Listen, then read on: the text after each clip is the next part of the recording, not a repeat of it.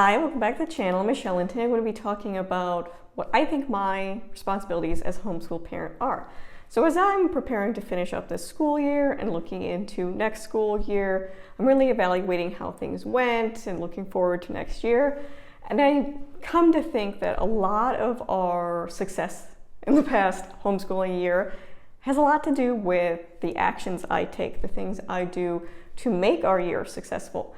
And I know, on these channels we talk a lot about curriculum and resources and all these things, which is really helpful.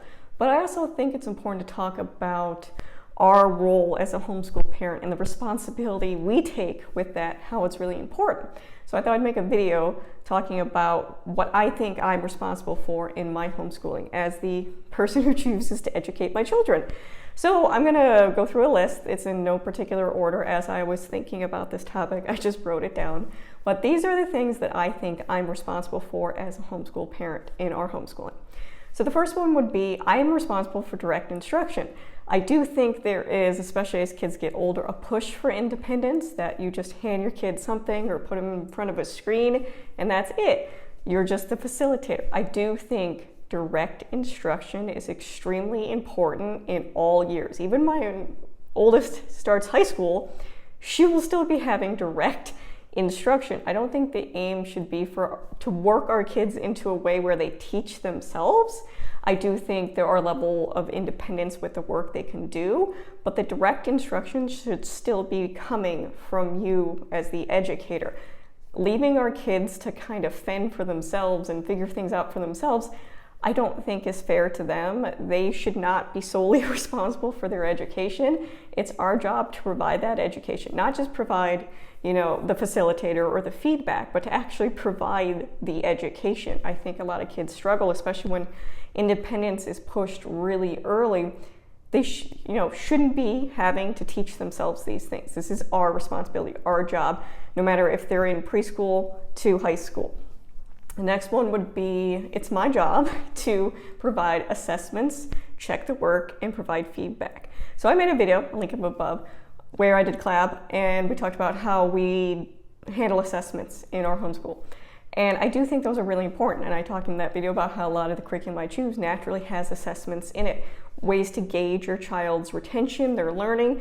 To have those check marks in place, I think, is really important, so you can catch gaps, foundational misses, things like that is really helpful if you can find those right away and actually fill those gaps or meet the needs or the concept missed, then just continuing on and on and on until you realize that, oh, there's a big gap or there was a big foundational concept you missed. That's harder to rectify than finding it naturally in your curriculum, seeing that something is missing. Same with checking work. It is absolutely our responsibility to be checking our kids' work, not on a weekly basis, but you should know what your children are doing. You should be able to gauge their progress in what they're doing. Those are just basic fundamental things I think about educating our kids. I should be able to pick up anything my oldest is using, my 8-year-old's using, or my 5-year-old, and know exactly what they're doing, where they are in it, and how far they've progressed in it. That's my job as being their homeschool parent. I shouldn't, even my oldest, who does some things more independently, I'm absolutely checking those every day. I'm absolutely going over things that she has missed or misunderstood, especially as they get older. They're 100% going to tell you they get it and they don't understand just to get through it sometimes. That's just something that comes with that preteen age. And if left to those devices, they will continue to say, yeah, I got it. Or sometimes they think they actually do have it, but don't have the concept. Or they're just telling that to you to get through it and on to the next thing because they want to be done. It's your job to check those things, to make sure that they do understand it and they can progress forward. And I think, like I said, kids can use that to their advantage, that if they see you getting lazy in that you're not actually checking the work, do they really have to do it? Does it really matter? Are you really showing that what they're doing has value if you're not even willing to check it over when they're done? I also think it's really important to provide feedback right away. Like I said, it's a way to check and to correct things that were misunderstood or concepts missed, to provide that immediate feedback so they're not making bad habits in, say, math they continually make this math mistake over and over, or in their writing, they continually make this math mistake over and over, and you're not seeing that change happen, obviously you need to do something about that. But you're only going to see these mistakes, these repetitive mistakes, if you're constantly checking what they're doing. That should, I think, just be the basic of our responsibilities, that obviously we should be checking our kids' work and know where they are in their work. Next would be emotional support. Obviously, one of our jobs as both parents and homeschoolers is to provide emotional support. And I do think there's a specific emotional support that needs to be handled when it comes to homeschooling.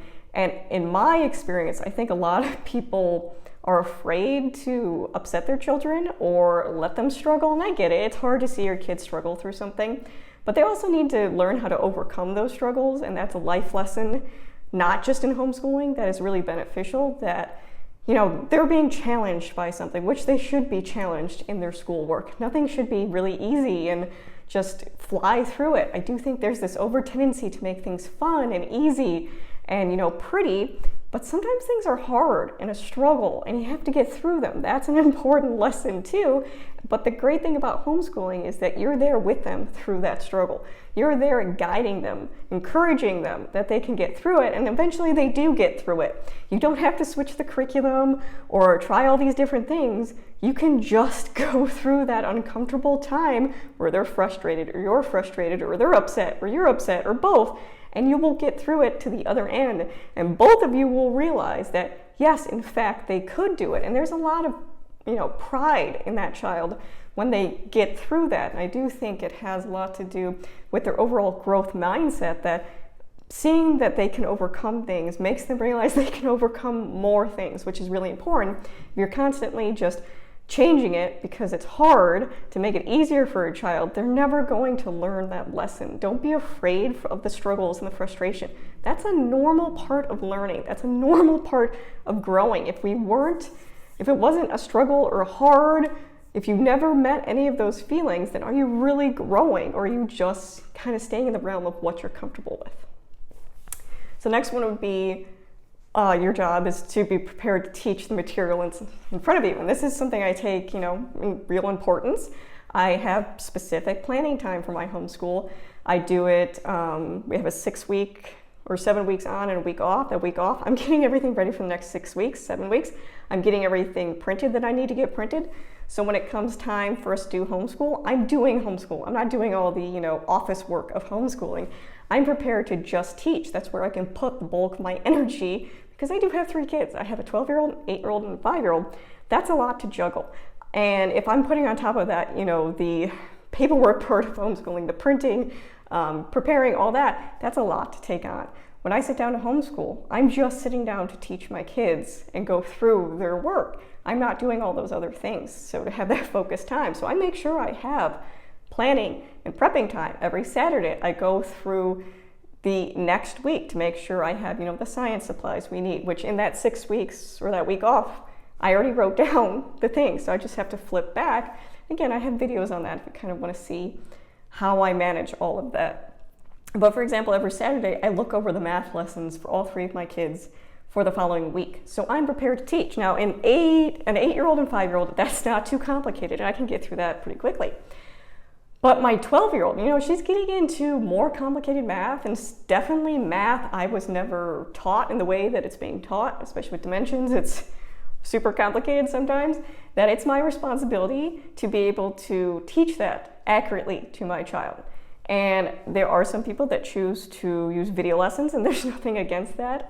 When it comes to math, I do think it's a conversational thing, that in order to really get to the point behind, not just solve the equation, but actually get to the meaning behind it, I do think there needs to be some of that interaction. So I choose to still be the main direct instruction in my child's math education. I do think it's beneficial for her than just sitting in front of a screen, but again, that's just personal preference.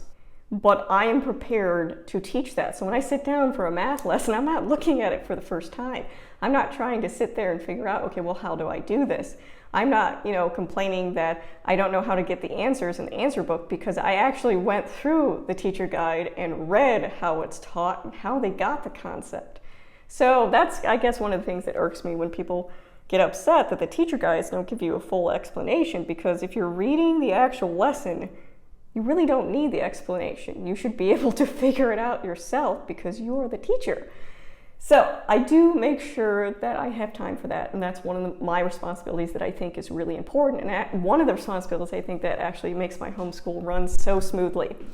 Next would be consistent routine. Again, this is just personal preference. I have 3 different kids, 3 different age levels. They're working on different things.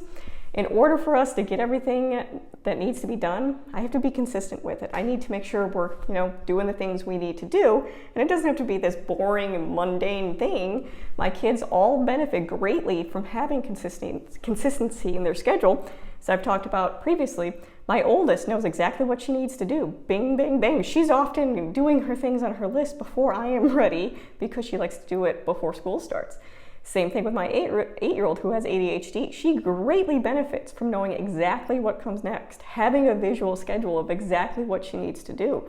So there's not this misinterpretation of what everybody needs to be working on. Everybody has responsibilities, including me, including my children. Theirs is to, get their education. Mine is to provide that education. As long as we're all fulfilling those, we're great. So I do think routine is one of especially my responsibilities, to provide that constant routine so we can get through the things we need to get to. And it's not just checking off a box. I've talked about how, what we're learning about is far more than just, timelines and multiplication facts. There's a lot more to education than just that kind of stuff, but you're not going to be able to dive deep into those areas if you're not progressing. And it's really hard to progress if you don't have a plan. So the next would be clear expectations in my homeschooling. This is something that's my responsibility, that I think I've been really good with my kids, that they understand when we sit down for school what's expected of them. I expect them to come prepared, ready to learn. I mean, they don't always have a great attitude. Nobody always has a great attitude all the time, but I do expect a certain amount of respect, that I'm choosing to take my time to plan and prep and prepare for them. I expect them to sit down and be respectful of my time. And same thing with them. I'm respectful of their time. I'm not, giving them random workbooks to do. I'm not giving them fluff stuff to, fill up their time. Everything I'm giving them has a purpose. And I think that they understand and have come to respect that. I've had my oldest home since 3rd grade, and she's in 6th grade this year. And I have seen the benefit of that when she's entering her preteen years, that I'm not getting that weird pushback and eye rolling. Sometimes it does happen, obviously. Nobody's perfect, but she knows what's expected of her. She knows that I have these things that we're going to cover every day, and that she's not pushing back that she has to write this paper, because that's the expectation of our homeschool, that we sit down and learn. And again, if you're not having those expectations in the younger years, you're going to have more of those problems in the older years, where when you ask them to do something, they're going to be like, no, because why would they do it if you've never enforced that expectation of being met? So I do think that is my responsibility, to set up those clear expectations so they know what I want from them. When I say do this, they know exactly what that means. So the next one would be, I choose curriculum that is based on fact, that provides multiple perspectives. So for example, fact, science, I am choosing things where people have experience, degree in a science background. I personally choose not to use any religious-based materials for that reason alone. When it comes to history, I am trying my best to have people with backgrounds in history, and especially multiple perspectives being brought. I'm not just picking up something because it's trendy or it's pretty. I'm doing my due diligence. I'm doing my research. I'm realistic in what I'm capable of, what my kids are capable of, but what the overall purpose of this resource I'm using. And I think I'm actually really good about that. I do have a video, I'll link up above, how I choose curriculum. These things matter to me, at least. It's one of my responsibilities that the material I'm putting in front of my kids is factual. I do know there's a trend now of using AI for, homeschooling resources, or sometimes, unfortunately, even writing homeschool curriculum. And that is unfortunate, in my opinion, that we're relying so heavily on things instead of doing some of the work ourselves. And I do think it can be used as a tool in certain situations, absolutely. But you should also be the teacher in these situations. And I think if you don't know, because I don't have a science degree, I don't have a math degree, I don't have a history degree, I have my basic contextual knowledge of these areas. I'm not as easy to find out where these errors are, or admitting or omitting things from science because they're controversial, or you want to have the ability to meet multiple different types of groups. Omitting information is not, I think, a good idea and a red flag. Personally, for me, when I see it in a science or a history curriculum, that when we're teaching things that, well, maybe it's not this way. No, that I want fact. I come from, evidential support type of curriculum. And that is really important for me, especially since I am not, highly skilled in all these areas. I don't have a PhD. I don't have all these things. That's really important that the resources I'm pulling are accredited, that they have actual science behind them. They have actual real history behind them, not just, what someone put together at home in 20 minutes. It's important the resources we use. So the next one would be, the last one would be to make sure I'm meeting the needs of my individual children. Again, I have 3 different kids, all completely different, which is actually, really normal. It's normal for each kid to have their own individual needs, and it's really important for me as the homeschool parent to be able to research, to learn, and to adjust to meet those needs of that individual kid. And this can look different for each kid. There's never going to be a time you don't have a struggle with one of your kids, even if they're, a stellar student and really easygoing, and you're still going to have struggles. And figuring out what's behind those struggles is really important. One of the things I really like that the Mama Librarian, she has a YouTube channel here, talked about is how really you're like a detective when it comes to homeschooling, because you're trying to pinpoint these areas of struggle and what's behind them. Because it's not always as simple as the curriculum is bad, or they just didn't understand this concept. Sometimes it's deeper than that. Sometimes it has absolutely nothing to do with the curriculum in itself, that there's an underlying issue going on there, or there's a confidence issue, which is, normal too, that you really need to figure out, okay, why are they missing or not understanding this concept? What's the reasoning behind it? Learning about what you can do, because a lot of times I think if we just adjusted our teaching strategies, we would be able to meet these needs a lot easier.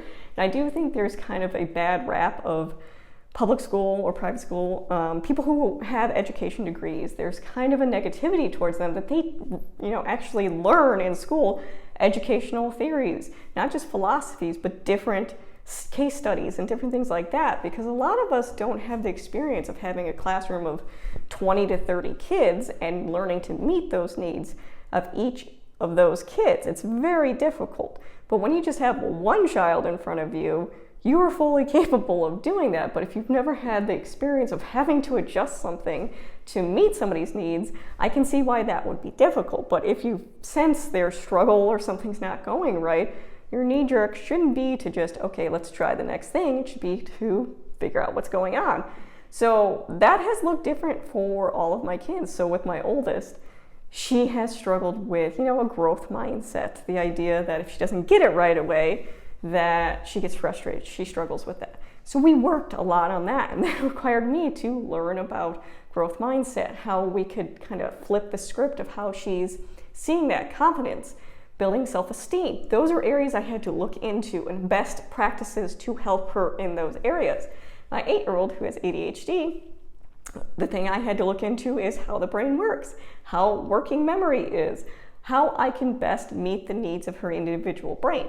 Now, is every single brain the same, especially with ADHD? Absolutely not. But that doesn't mean I can't learn about ADHD. I can't learn about how the brain works and then apply some of those things to meet the individual needs of my kids.